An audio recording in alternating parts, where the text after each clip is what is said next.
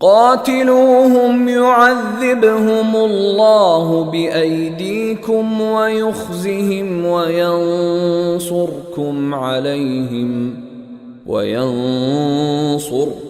عليهم ويشف صدور قوم مؤمنين۔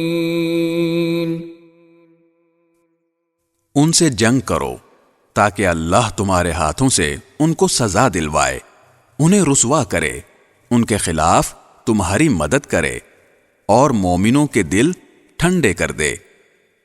وَيُذْهِبْ غَيْظَ قُلُوبِهِمْ وَيَتُوبُ اللَّهُ عَلَى مَن يَشَاءُ وَاللَّهُ عَلِيمٌ حَكِيمٌ۔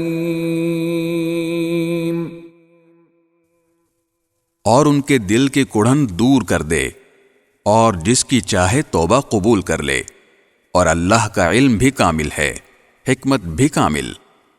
ام حسبتم ان تتركوا ولما يعلم الله الذين جاهدوا منكم ولم يتخذوا من دون الله ولا رسوله ولا المؤمنين وليجة واللہ خبیر بما تعملون۔